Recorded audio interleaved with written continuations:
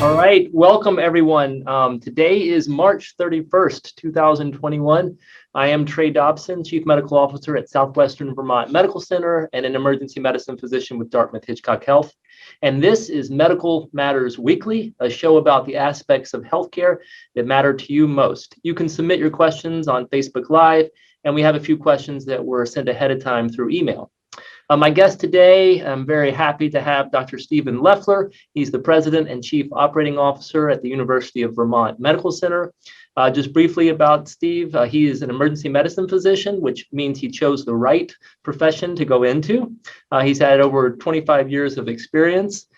He has served as many things, the Chief Population Health and Quality Officer at the Medical Center for about 6 years. He's the former medical director of the emergency department, president of the medical staff, and it keeps going on, including the president of the Vermont Medical Society. He received his medical degree from UVM in our own state, and then he left and he went to New Mexico to get his residency training before he came back. And he also earned his master's in healthcare delivery science at Tuck School of Business at Dartmouth. So welcome, Steve. I'm so psyched you're here. Great to be here, Trey. Where are you sitting right now? Are you in your office? I'm in my office in Burlington at the Medical Center. Okay, super. All right, so we've read that you grew up in Vermont and your parents owned a general store. So tell us a little bit about what that was like running around the general store. You know, it was a great place to grow up. My parents owned a general store just south of Middlebury, Vermont on Route 7. And I literally worked there from the time I could walk. And so it was a great way to get to know your community, a great way to learn how to work, to understand what it was like to work with the public. And I have two other brothers, so it was three boys in the family, and it was a family-run general store, just like you think about, you know, where we sold everything at the store, everything from gas to wood stoves. Right. That's excellent. And, you know, actually, I didn't ask you this, Steve, but I was throwing it out there. I remember reading a New York Times article last year or 2 years ago about a general store up in Rikert, I guess. It's kind of similar to that store? Yeah, I mean, you know, when I was young, general stores in Vermont really were how people bought their groceries, their gas. My parents sold clothing, we sold boots. Literally everything was sold there because it was, you know, there wasn't big stores. For us, the closest supermarket and stuff was Brandon or Rutland, which was, you know, a 20-mile drive. Right. So people pretty much got all the stuff they needed from the store, my parents' store. Well, fortunately, you know, a lot of the state is still like that. And even the places, especially up around you, that have the box store areas still have also areas of general stores. And I tell you, I really like it. It's not just nostalgia. It's actually a great way of life. So then you were running around a general store and somehow you became a doctor. So what happened there? Yeah, so, you know, what's interesting is I realized by the time I was graduating from high school that I already been working in a store a long time. And I'll tell you that my dad really wanted one of his three boys to step up and take over the store. But I realized that I'd already done it for a long time and wanted to do something else. Interesting thing is I started college to be a wildlife biologist. I love being out in the woods. I love wildlife. And so I went to UVM undergrad. In my first 2 years, I spent, you know, outdoors studying wildlife biology stuff. It was an amazing time. But I was the first in my family to go to college. And I went to a job fair in like 1980, and there were no jobs in wildlife. None. Like the people that were getting out were all going to go work in general stores or pump gas or build houses. Right. And so I went home and I told my dad, who's a pretty practical guy, and he's like, well, what are you changing your major to? I mean, I was going to college to get, you know, an education to do a job. Right. And I was getting good grades. I liked the science, and I had a great advisor.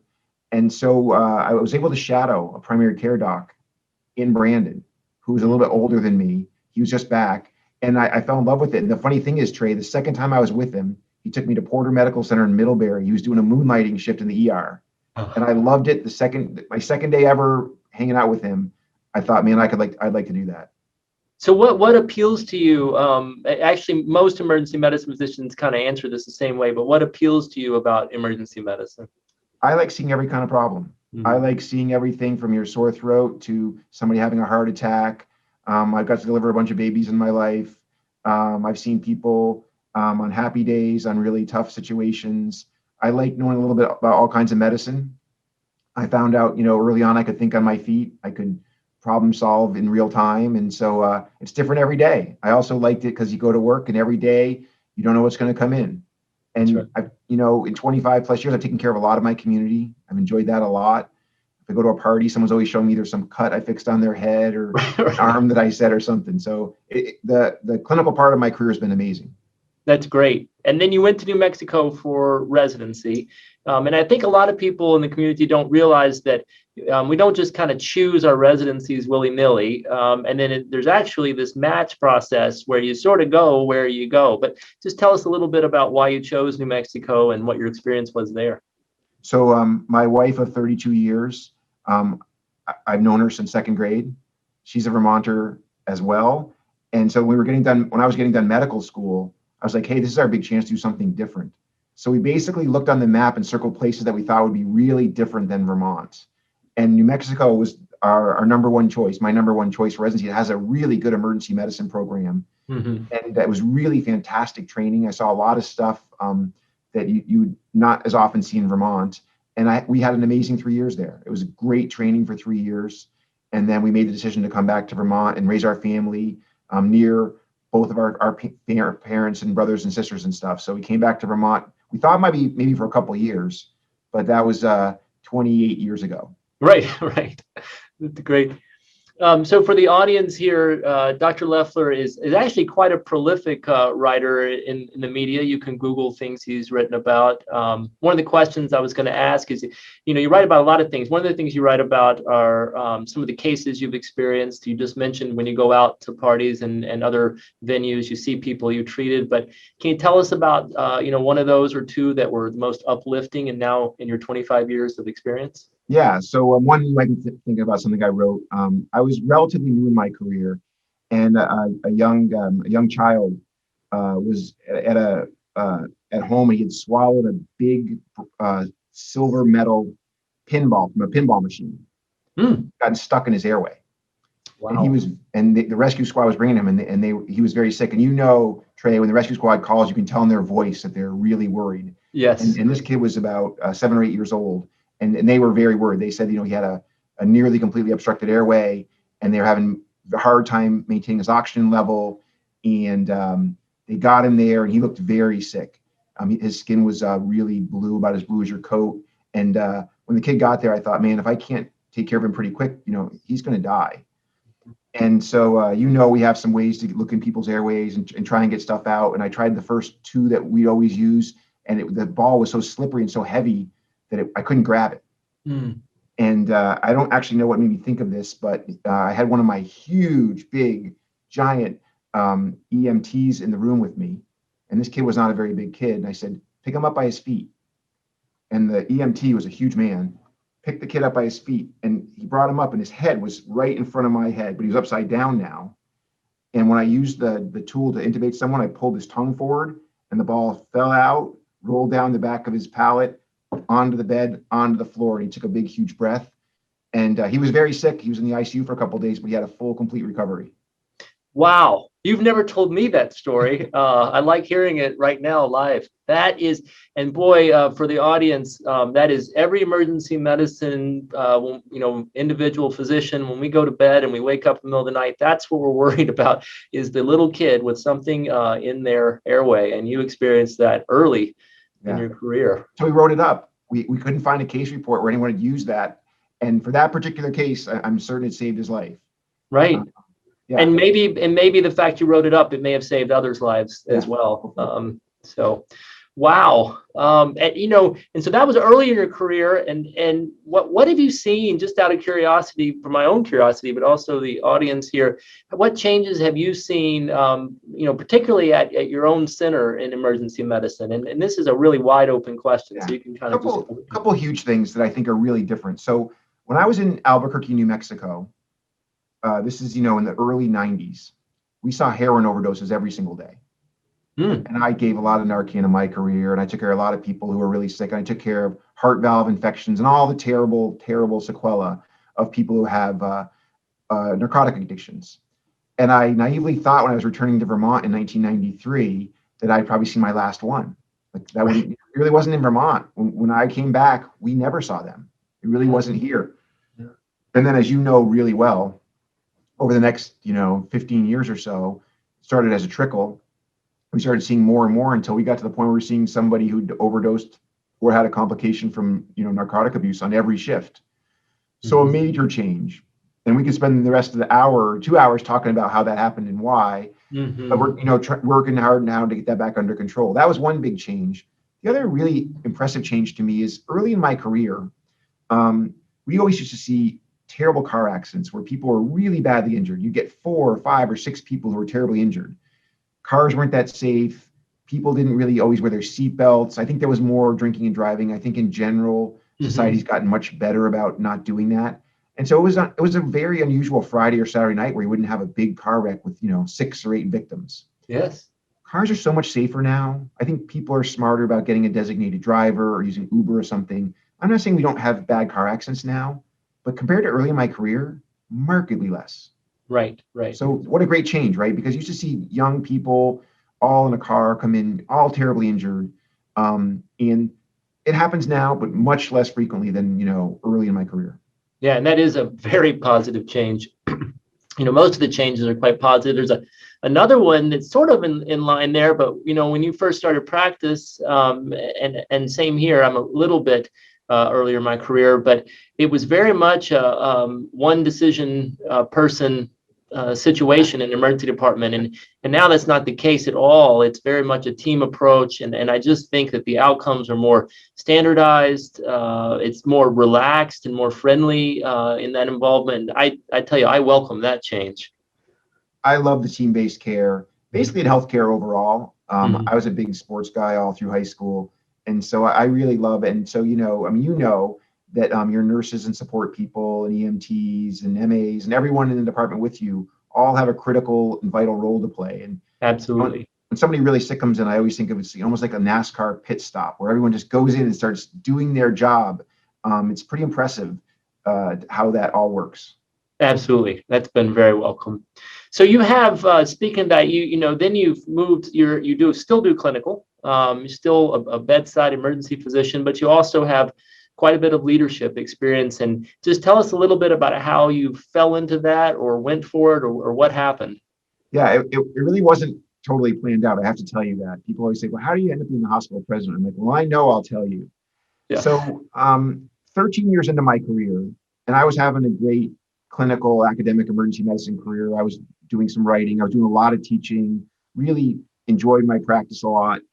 The opportunity came to be the division leader for the emergency department at the UVM Medical Center. And so I made the decision to apply for and was lucky enough to get that job. I did that job for 6 years. It was a great job. I loved, and I know, Trey, you're super familiar with this because we did some of this at the same time in our careers. I loved that job. It was a good mix of administration, of clinical, of setting a course for a department. You work with all your friends, so meetings are pretty easy, like everyone thinks alike.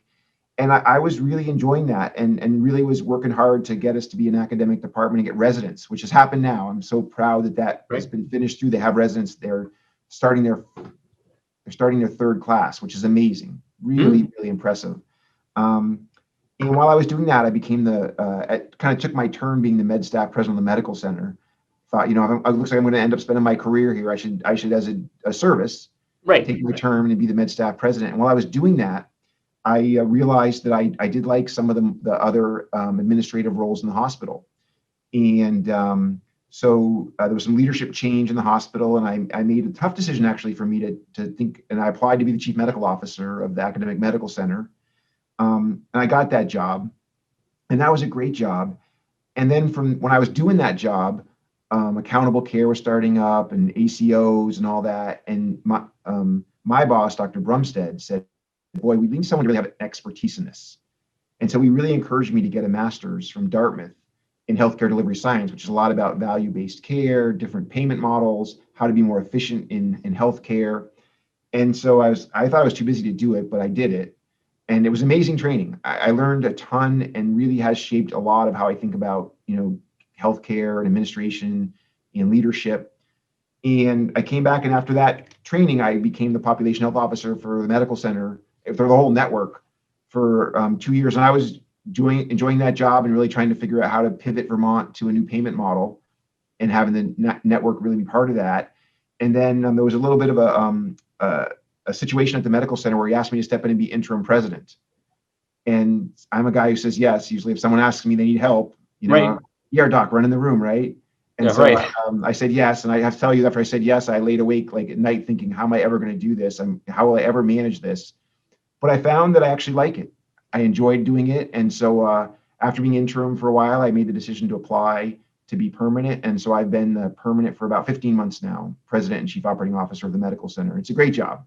It's super interesting. We've had a bunch of challenges over that time. It feels kind of like being an ER doc on a bigger scale. Right. I really enjoyed it. And I'm lucky we have amazing people here to work with. And then you've also have this interest in population health. So can you just tell the audience a little bit about what population health means? Of course, there are only about 600 or 800 definitions of population health, and then some of the experiences that you've had. And by the way, I just have to tell you, I've always been impressed. You are a true emergency medicine physician in that you can do so many things. And when you started getting into population health, that was inspirational to me. So here's how I think about population health. Most of us, for all of our training, Trey, we think about how to keep the person in front of us well, how to take care of the one person we're taking care of. But in your career in emergency medicine that you see a lot of people who system things are happening outside of that one person make a big difference. And we already talked about it: safer cars, seat belts, how you eat, exercise, and so on. Mm-hmm. And when I really started thinking about my career and what I wanted to do for some of the years further along, I thought, I went to medical school to try and keep my community healthy and well. I really went to medical school. I wanted everyone to, have the best life that they could. And being an ER doc is pretty reactive. You take care of people on their, when something's happened to them. And we try and do some public service stuff and we try and help people be smart. But population health is really thinking about how can everyone in our community live the healthiest life they possibly can. And as you get more into population health, you realize that healthcare, like what you get in an emergency department or an operating room or even in the hospital, is a small part of your overall health and has a relatively small impact. When you're sick, it matters, but really much more of your health depends on where you live, what your job is, decisions you make every day in your life. Some are made for you. I want to be clear about that. You don't have control over all of them. And we could have healthier communities if we really thought about healthcare in a little different way. So that became really interesting and important to me. And it makes you think about how we get paid for healthcare, because we get paid for healthcare mostly now. So somebody's laceration up, get paid for it. But what if we got paid to figure out how people didn't get cuts on something, right? So population health is really a way to think about how to keep your community healthier, which I really like that concept, and I've really enjoyed working on it. And I'm gonna put you on the spot a little here with this one, but you've also got involved with some public speaking in areas of population health where it's sort of balanced autonomy versus society's the best interest of society. And of course, we're going through that right now with vaccination and COVID-19. But you had some experience with that, and is that tough? Is that tough dealing with individuals' desires for their own rights is what they believe? Yeah, I mean, a lot of this stuff, there's never the perfect answer. People have extremely strong opinions. And so I do think that the discussion is valuable and important. And so I think if you can bring facts to the discussion, be as dispassionate as you can be, and present what you think is a reasonable way to think about it, but then also let other people present their views. And I think that there's room for conversation and discussion. And I think it actually enriches all of us when we do it in a respectful way. Right. And again, for the audience here who may not be familiar and want to do a little Googling of Dr. Leffler's work, what he does a great job is looking at the principle of the matter. In other words, what do we want to achieve? And then he recognizes there are going to be many other positions out there that individuals or groups might have. And those are really secondary. How do we come up with that principle that meets what all of the groups, or at least most of them, are trying to achieve? And that is difficult. It's the mark of a great leader. And some of the work you've done is remarkable in that way.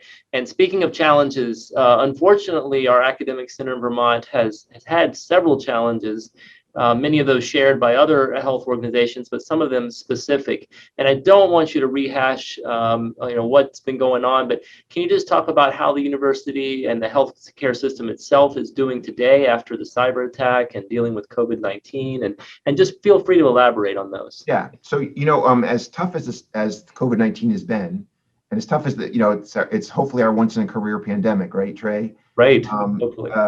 that's been really tough. We were, I don't want to say prepared, but that's what we do. We can figure those things out. The cyber attack really disrupted everything that we do. It disrupted how we communicate with each other. It disrupted how we register our patients, how our phones worked, how we message people, how we schedule appointments. It disrupted everything. We literally went to a paper-based system for 28 days. Mm. And I have to tell you that, I can remember the day. It was October 28th, and I was sitting in my office, and my email started getting a little funky. Like, it wasn't working right. I thought, that's kind of weird. And then someone stuck their head in my office and said, "Oh, we're having a little problem with our IT systems." And you all know that happens once in a while. Right. And I was thinking, the rest of the day is going to be a little frustrating, and maybe I should go out and walk around and see how people are doing. And then, but I thought, this is a one-day thing. And then late that night, about 9 o'clock, our IT team said, this is a big deal. And basically all the infrastructure that holds all our systems together has been badly damaged. And thank God our systems were protected. No patient information got out. Epic, all the people's records, all our employee records were all safe and protected, but everything that connected them was destroyed. It was to be like if the road was blown up. And so they had to rebuild all those roads from scratch. And so we literally had 28 days here where we had to reinvent the wheel. We had to go back to what it looked like in 1993. Like, we actually had runners for the labs. Like, you'd order labs, someone would run the labs to the lab station. Our phones were even on the internet. And so some of our floors in that first day or two, we had to get them walkie-talkies. Like, we literally had to reinvent how we do healthcare. But what I am really proud about is the staff here. Basically, you said, what's the guiding principle? We're going to take good care of our patients. We're going to keep them safe. And so we brought in a bunch of extra staff to throw more people at watching things and running and looking over each other. We went back to a lot of verbal type handoffs and stuff like we used to do in the older days. And we really didn't have any terrible outcomes of patients, which we were very worried about. We had to do manual reconciliation of the meds again. We had to make sure that all the doses were right, like all the stuff that we used to do all the time in our career, which now the computer helps make it easier and safer. So I'm so happy the computers are back up. We're 98% recovered. All patient-facing stuff is completely recovered. And we've added a lot of, I will tell you that the way the attack happened, we were one of many hospitals in the country who had a problem at that time. But we've added a lot of layers to make it harder. I can't say it'll never happen again because there are some bad people out there that are trying to do this. But we've added a lot of protections to our system. We learned a lot from that event. And I do hope that's the last time it ever happens in my lifetime. Oh my goodness, yes. I think that a lot of the public, unless they were a patient at the time or have family or friends that are staff, up at the university, don't realize just what a really big deal this was, despite a lot of media attention. And I will say, certainly from what I've heard in my peripheral things, the staff were remarkable. That's what we do in healthcare, but it's still, it's easy to say, well, that's what we do, but you still have to stick with it. And then also, I will say that the leadership, not only your leadership, but your other colleagues, that really makes a difference too, because it's pretty easy when your computers don't work to be just paralyzed with anxiety and fear, and you just can't figure out, well, what am I supposed to do? But it sounds like everyone got together again under good leadership and good mission-driven idea of saying, well, let's just focus on what we're supposed to do, and we'll figure out, the path to that as we go along. But I am glad you're out of it too, my friend. One of my favorite stories about the cyber attack is that first night, October 28th, about 9 o'clock, I realized this is a big deal. We're not going to be back up in a day or two. And the next morning, I got to the hospital real early to come in and start thinking about, so I'm arriving, and I park in the garage, and I'm walking upstairs, I was a little down. I was like, man, this is a big problem. And as all the night staff is coming down the hall, they're like, we got this, Dr. Leffler. We're okay. We're going to be all right. No problem. And then I went through the ER, and they were back on the old whiteboard with all the names up there and the circles and dots. And I walked around the hospital, and they're like, hey, we can still take care of patients. We're still all right. And the staff was just incredible. It was hard. I mean, it was hard on all of them, but they were just so resilient and so tough. And so I'm so proud of them. That's great. That is a great story. We're about out of time, and I did just want to ask one question about COVID-19 because I know a lot of the audience is interested in COVID-19. Let me just go to sort of an end question here. Not your crystal ball, but just kind of out into the summer and fall. What do you think our challenges will be, maybe in healthcare or maybe just whatever you want to talk about in the community? Yeah, so let's be clear. We're in a race right now between getting people vaccinated as fast as we can and the variants and people's kind of frustration with the pandemic and wanting to get back to normal. Right. So the faster we can get people vaccinated, the more people will have protected. And here's what we know. If you look at the populations in Vermont that are vaccinated now, their risk of COVID is markedly lower. We were talking before we started. We vaccinated more than 6,600 of our employees. Of those 6,600, since we've only had 6 positive COVID cases of our vaccinated population, and they all had essentially no symptoms. They all were fine within 24 hours. And so we have to get as much of Vermont as is willing and able to get vaccinated as quickly as we can. And the better we do as a state, the more things will be available to us that we really want to do. I actually think there's a really good chance that sometime over the summer, it'll look post-pandemic normal, whatever that is, pretty close. We may still be masking for certain situations. We may still be doing some things like that, but pretty close to normal. And I think the fall will gradually get back to what we all want and look forward to. That's great. And I will remind the audience too, if you have questions, you send them in to me quite frequently, or Dr. Marie George, our infectious disease doctor. You can now that you know Dr. Leffler, you can send him the questions. He'd be happy to answer those in regards to vaccine and this state of emergency that we've been in. And we're out of time. So I'd like to thank everyone for joining us today on Medical Matters Weekly. I'd like to thank our guest again, Dr. Stephen Leffler from UVM Medical Center, as well as Mike Cutler from from Southern Vermont Healthcare and Western Vermont Healthcare. Dobson, go out and find joy in everything you do, even in the face of adversity, and I will see you next week.